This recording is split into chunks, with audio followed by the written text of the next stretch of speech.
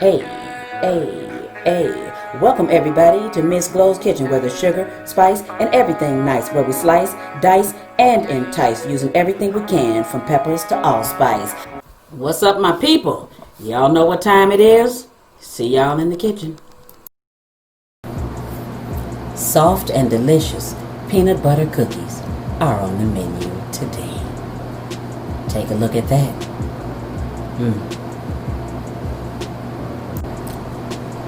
These are the ingredients we need. Well, take a look at it.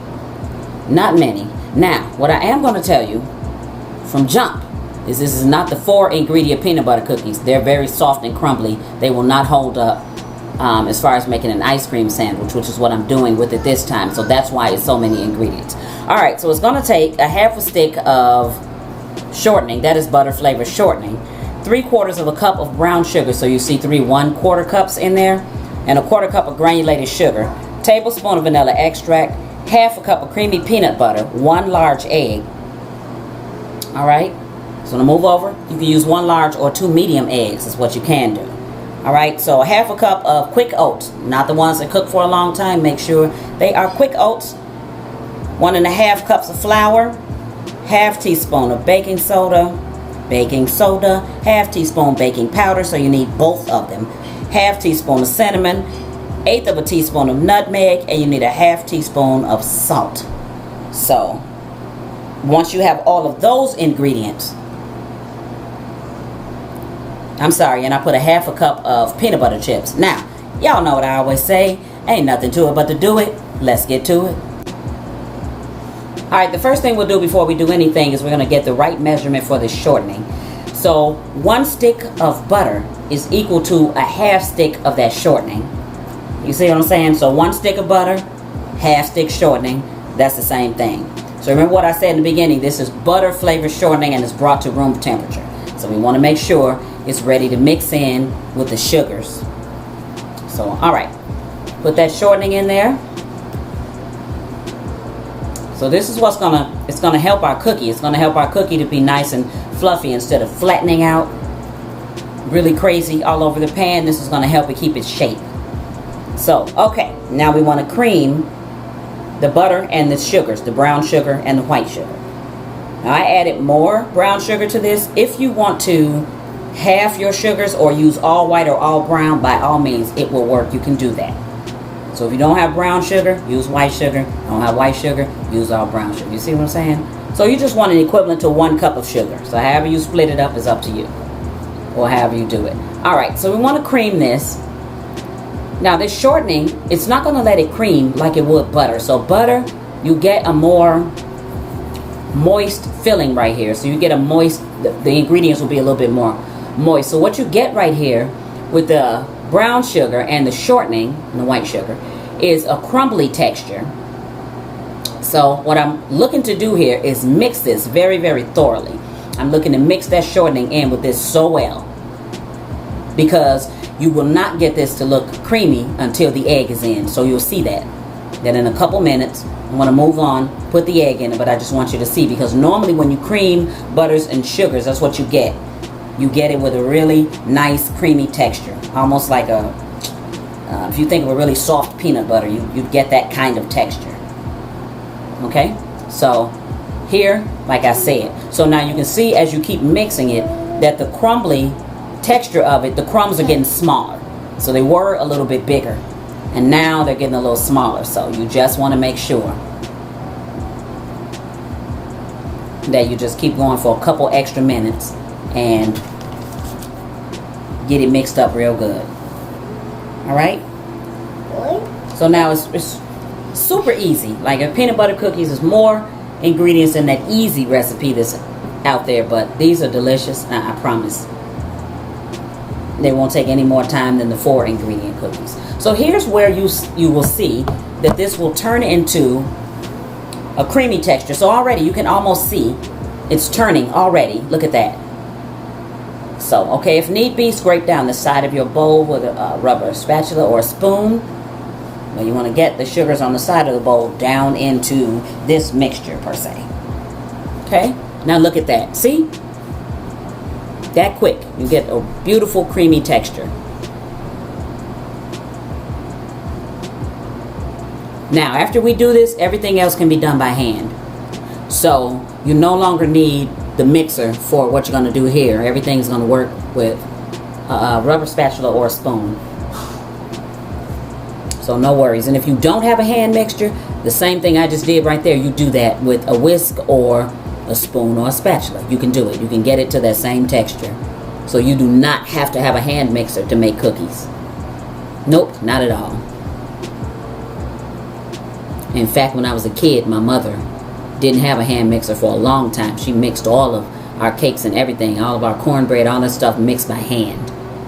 She did not have a hand mixer until I got a little bit older. All right, so you see that texture? That's exactly what we're looking for. It smells so good too. In goes the vanilla extract, right? In goes the peanut butter. Woo! Smells so good, I'm telling you.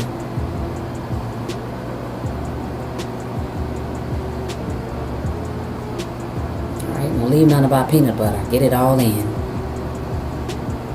It's already only a half cup. But that's why I added the peanut butter chips. So I can get a little more peanut butter flavor in these cookies. Because I had to put the flour in. And so that, to me, personally, I think it takes away from the strong peanut butter flavor it would have because of that. So that's why I opted to get those baking chips, those Reese's peanut butter chips. Just like chocolate chips is in that section.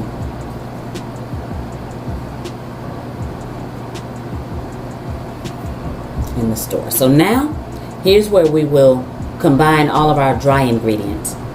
So we do that 1.5 cups of flour. Okay, so that's one, then that's the half. We're good to go.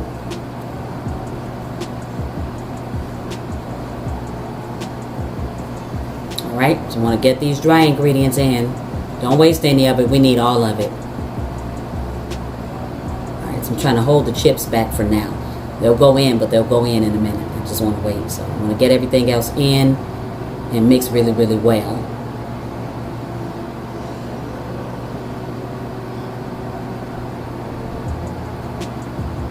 Alright, if you haven't, hit that like button, hit that subscribe button. Give me that thumbs up. Share it and hit that bell for notifications so you'll be one of the first ones to know when I put a new video up. And trust me, you will want to know. And if you're coming back, thanks for tuning in again. I really appreciate your continued support. Okay, get this mixed really, really well. Alright. You can smell the cinnamon, I'm telling you. That cinnamon and nutmeg when it mixes. Ooh. Alright. So let me tell you something about this cookie about that too. If you don't like cinnamon, you're allergic to it, don't like it, anything like that, you can leave that out. If you don't like nutmeg, you can leave that out too. Or you can put either or, cinnamon or nutmeg. I like both of them, but it's a personal preference, so you don't have to have those. You won't miss them if you don't put them in the cookie. Alright, so here we go. This is where it turns into the cookie dough. Combine the wet and the dry ingredients together. And the peanut butter chips. I must confess, I ate a handful of those before I started making these cookies. I couldn't help it. I don't know. Alright, so take your time. Take your time and mix this. You know exactly what you're looking for. The cookie dough texture. That dough texture when you're making cookies. The kind that you can just put them in your hand and shape them if you want to. So that's why. Look at that. It's a nice thick cookie dough. You can take it and work with it.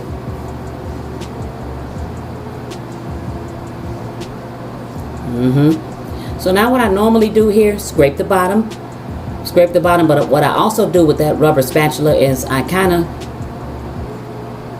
push the mixture down as I'm mixing it up. And the reason why is because I try to make sure that all of that flour is mixed into the dough and that we don't have balls of flour or streaks of flour throughout our dough when we're done.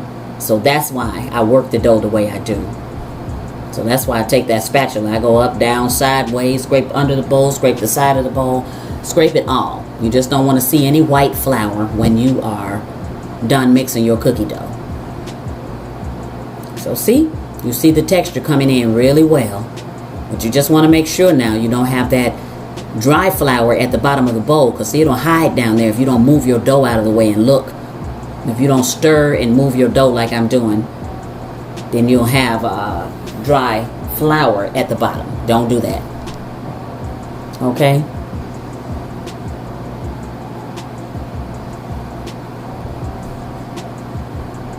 Alright, so when this dough is mixed completely, we will cover this dough and we're going to chill it at least 2 hours. Now, if you don't come back to this dough for like a couple days or something, that's cool. That's quite alright. You can leave this dough until you feel like doing it. But it needs to have a tight lid on it, or it needs to be in a freezer bag and zip-locked really, really tight, so airtight. So you can keep this probably up to a week before you have to use it.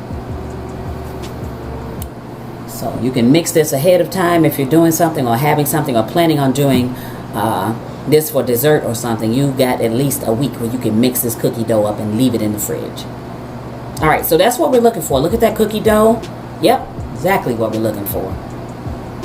All right, so what we aim to do here is cover it. Either put a tight fitting lid on here or plastic wrap. Cover this up and leave it. So I'm going to repeat myself again. Chill it at least 2 hours. But that's the minimum. You got to do it at least 2 hours. And of course you can leave it for, like up to a week. So all right, here we go. All right, so right after we take it out of the fridge, take a look at the mixture. It's a little bit crumbly. So I put one on the baking sheet so you can take a look at it. What happens when we take it right out the fridge after 2 to 3 hours?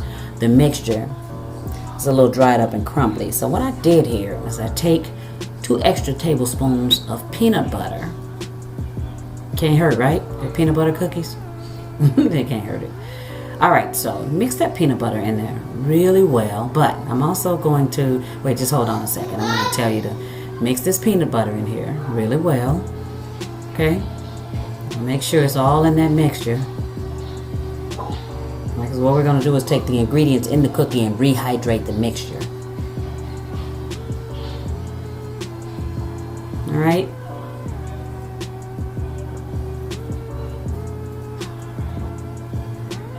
So at this point, okay, all right, so we want to press it in. We want to make sure we have that peanut butter spread throughout the entire mixture. So we don't want clumps of peanut butter here and there. We want the peanut butter taste throughout the entire cookie. Now, I've still got the shortening at room temperature. So at this point, I'm going to take a half stick of this shortening and put it in there. So I'm going to put 2 extra tablespoons of peanut butter and 1 extra half stick of butter flavored shortening. So I've listed this in the ingredients, but I just want you to know what the extra was for and why. So this ensures that we get the right texture with our cookies. This ensures that when we get the dough out of the refrigerator from chilling, that we have the correct texture to bake these. These are absolutely perfect. So you'll find out we didn't go wrong here with this. Okay? All right.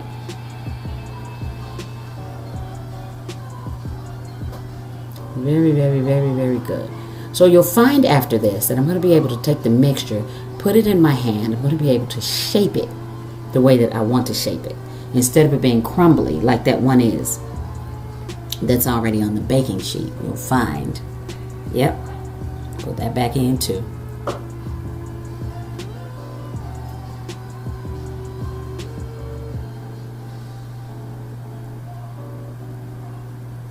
All right, so give this a good mix, and once you give this a good mix, you're good to go. All right, so it depends. So don't panic if you chill your dough when you get it out and it's a little crumbly looking, it's a little dry looking like that. Don't, even though you put a tight fitting lid on it or you put it inside of a Ziploc bag, don't worry about it, because here's the quick fix for that. All right, so check this out. I'm able, it's a little off center, so it's off, okay, thank you. It's a little off camera, I moved it over. All right, so now look, I'm going to shape these cookies. So look at that. Look at the dough, the texture of it. It's exactly what we want. All right, so what I normally do is I'll take this, pat it down between my 2 palms. Get a nice sized cookie there. All right, so we'll form them on there before we put the fork marks on the top. So we'll take a a fork and put crisscross marks on the top. So classic peanut butter cookie marks is what I call them. Yes, indeed. Look at that. This is wonderful, and these cookies are so damn good. You'll see. They're really good. All right. All right, so here we go.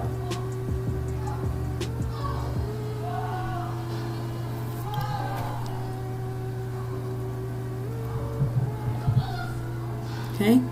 So I'm going to put our classic fork marks on the top. And press down one way. Press down the other way. Got it. Okay. And shape your cookie back. If it loses its shape a little bit, push it back together. Shape it back a little bit. Yep. All right. Perfecto. That is perfect. All right. That is going into the oven. That is going into the oven. All right, now that's what they look like when they come out. So they come out of that 350-degree oven, and it'll be anywhere between like 8 to 10 minutes. So you want to see it golden brown around the edges, and your cookie is ready. Now the thing is, you want to let this cookie set on the cookie sheet for like 2 to 3 minutes before you take it off. So don't move it right away when you take it out of the oven. You don't want to do that. Okay.